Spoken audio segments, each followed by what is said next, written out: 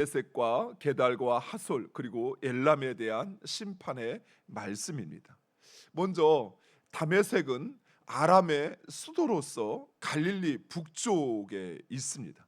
그리고 오늘 그 아람의 또 다른 도시로 소개되는 하맛과 아르밧은 이 아람의 가장 북쪽에 위치한 주요 성들로서 본래 이 지역은 이스라엘의 이상적인 영토로 소개되어집니다. 그래서 하맛에서 아르밧까지라는 표현이 성경엔 자주 등장하는데, 실제로 다윗 시대에는 바로 이 지역을 복속시켜 지배하곤 하였습니다.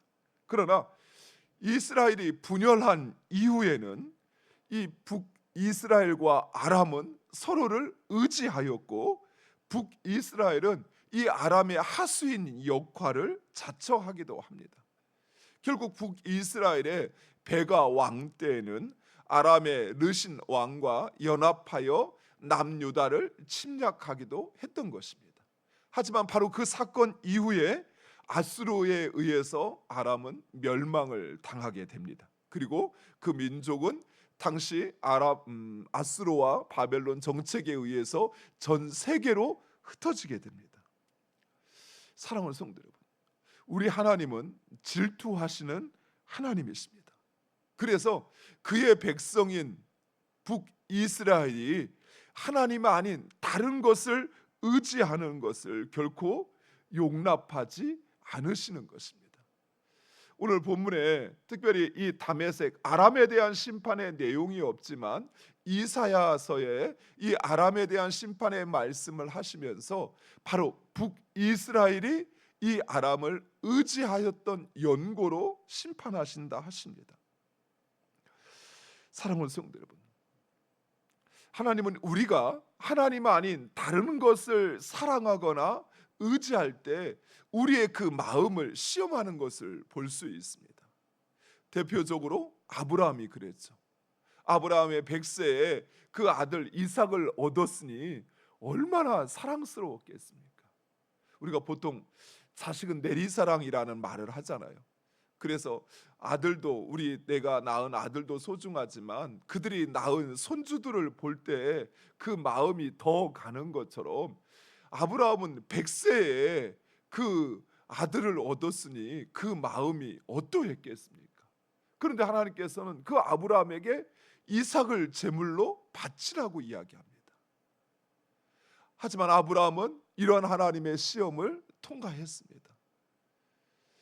그 아들보다 하나님을 향한 순종의 마음이 아브라함에겐 더 컸던 것입니다. 하지만 이후에 보면 엘리 제사장은 그 아들들이 불법을 행하는데 오히려 그것을 그만 용납하여 그 아들들뿐만 아니라 그 자신과 가문이 멸망을 당하게 됩니다. 이처럼 하나님은 우리의 마음이 하나님 아닌 다른 것을 의지할 때 꼭 그 우리의 중심을 확인하신다는 사실이에요. 그래서 우리는 하나님보다 내가 더 의지하는 것이 있지는 않은지 보셔야 돼요. 만약 하나님보다 돈을 더 의지하면 하나님 반드시 그 돈을 건드리십니다. 그래서 내가 하나님을 더 의지하는지 돈을 의지하는지 내 중심을 보시는 거예요. 그래서 오직 하나님만을 의지하게 하시는 것입니다. 두 번째, 게달은 이스마엘의 둘째 아들로 양을 치는 목축업과 그리고 무역업을 주로 하여 아주 풍요로운 삶을 영유했습니다. 그리고 하솔은 유목 생활을 하는 아라비아 지방에 있는 작은 민족으로서 아주 풍요롭고 평안한 삶을 영유했습니다. 그래서 대문도 없이 그들은 그저 장막을 치고 걷고 이동하고 했던 것입니다. 이 두 족속은 물질적인 풍요로 인해서 부족함이 없는 삶을 살았습니다. 하지만 이런 풍요는 이들로 하나님 의지하지 않고 하나님 없이 살게 하였던 것입니다. 그러나 하나님은 바벨론의 느부갓네살로 하여금 이들의 모든 것을, 즉 장막과 양과 그리고 그들이 목축하는 그 모든 것을 약탈하게 함으로써 그들이 자신의 것이라 여기는 그 풍요와 평안이 그들이 지킬 수도 또 그들의 것도 아니라는 사실을 깨닫게 해주시는 것입니다. 사랑하는 성도 여러분, 우리가 누리는 그 풍요와 또 우리의 삶의 평안함, 물론 우리의 노력도 있죠. 우리가 수고하여 얻은 것이죠. 또 우리가 그 평안하고 행복한 가정을 위해서 또 우리가 함께 가족들과 함께 이루어가는 것이죠. 그러나 하나님께서 그것을 지키지 않으시면 또 하나님께서 그것을 거두어 가시면 결코 우리가 얻을 수도 누릴 수도 없는 것이라는 사실이에요. 그 모든 것의 주인은 하나님이십니다. 특별히 인간은 누구에게나 물질과 재물에 대한 욕망이 있습니다. 그러나 이것은 우리의 삶을 풍요롭게 할 뿐이지 결코 우리의 삶의 목적이 되거나 또는 우리의 의지의 대상이 되어서는 안 된다는 사실이에요. 우리의 삶에서 하나님께서 우리에게 은혜를 베푸셔서 주신 것들이 있어요. 먼저는 가족이 그렇죠. 여러분, 가족이 함께 모여서 살 수 있다는 그 자체만으로도 엄청난 축복입니다. 우리가 당연히 여길 수 있을지 모르지만 가족이 형제가 함께 한다는 것은 엄청난 축복이에요. 지난주에 등록하신 그 성도님 한 분을 이제 지난주에 만나서 이야기를 나누는데 그분은 이제 아버지가 북한에서 이렇게 내려오셨다고 그래요. 그냥 홀로 혈혈 단신 혼자 이렇게 내려오셨다라는 거예요. 그러니까 이 남한에는 아무도 형제도 가족도 없는 것입니다. 그래서 어렸을 때부터 오직 아버지와 그 형제들 외에는 친척 일가가 아무도 없이 그냥 이 남한 땅에서 그렇게 스스로 살아 생존하고 그리고 삶을 살았던 것이에요. 외롭지 않았냐라고 물어보니까 정말 외로웠대요. 그럴 수밖에. 명절이 되면 사람들이 가족들 만나려고 지방으로 가고 또 형제들이 모여서 함께 있는 그 모습을 지켜보는데 북한에서 내려왔던 또 외국에서 우리나라에 와서 홀로 있는 그분들 같은 경우는 얼마나 외롭겠어요. 하지만 우리에게는 가족이 있고 형제가 있고 그리고 이 땅에 내 삶을 함께 할 수 있는 많은 이들이 있어요.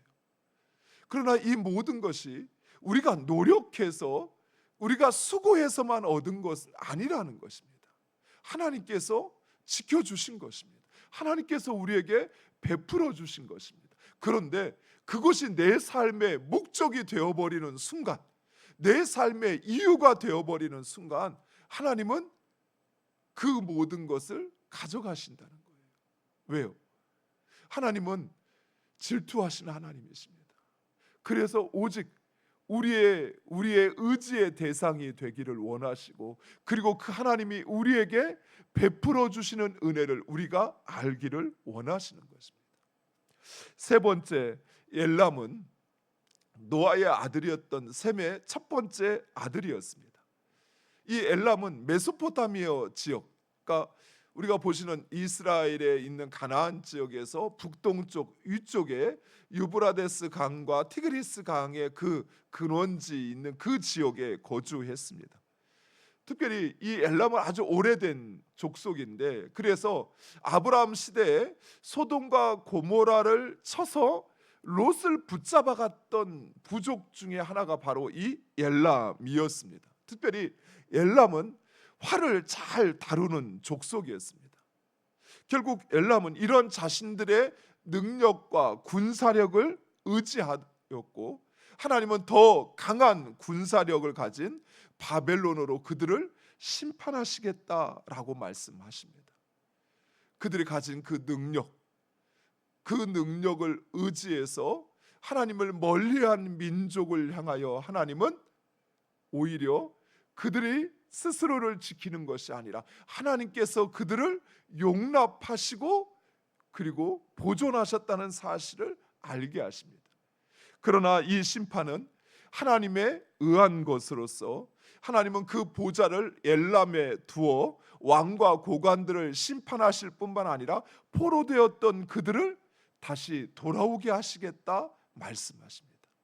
그들의 운명과 삶이 하나님의 주권에 있다는 사실입니다. 하나님은 예레미야 46장부터 51장까지 이스라엘 주변에 있는 약 10개의 나라들의 앞날에 대하여 하나님은 말씀하십니다.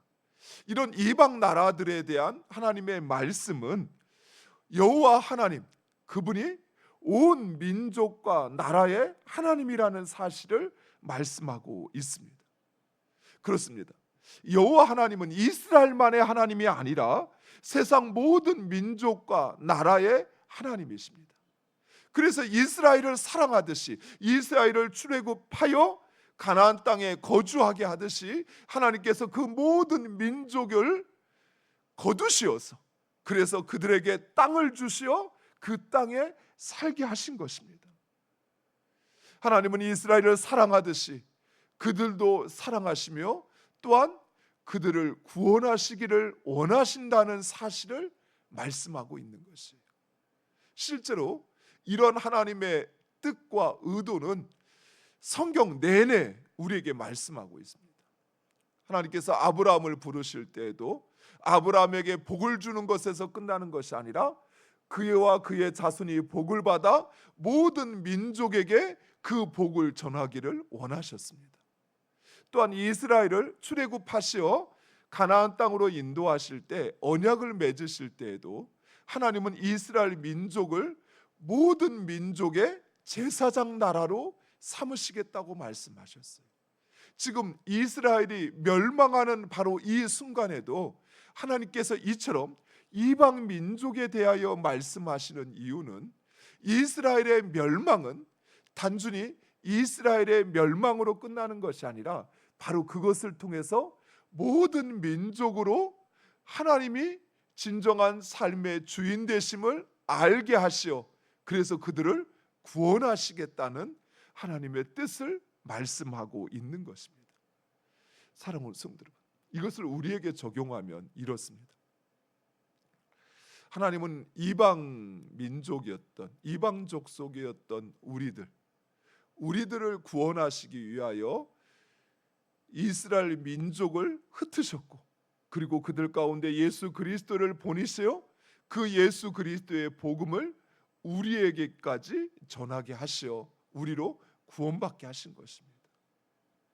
이 사실을 우리가 믿고 고백한다면 그러면 우리 역시 이 복음을 아직 듣지 못한 이 세상의 많은 이들에게 전해야 한다는 사실이에요.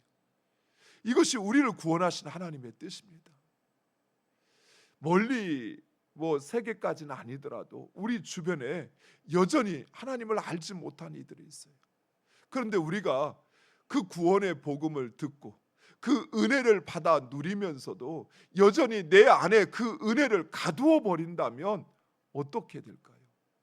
이스라엘 백성들이 하나님의 베푸시는 그 은혜를 누렸지만 그러나 그것을 그들의 것으로 가두어 버렸습니다. 그들은 그것을 지키기 위해서 이방 신들을 예루살렘으로 시온 성으로 데려왔고 그곳에서 그것을 섬김으로 그것을 지키려고 했어요. 그러나 그들이 지키려고 하면 할수록 하나님은 그것을 깨트리고 보내셨던 것입니다. 사랑하는 성도 여러분, 우리 역시 마찬가지. 우리가 받은 이 구원의 복음, 이 구원의 은혜를 우리 안에 가두어 버린다면, 우리만으로 것으로 만들어 버린다면, 그리고 이제는 그 은혜를 내가 지키려고 그것을 빼앗기지 않으려고 내가 움켜쥐면 움켜질수록 하나님은 그 모든 것을 흩어버리실 거예요.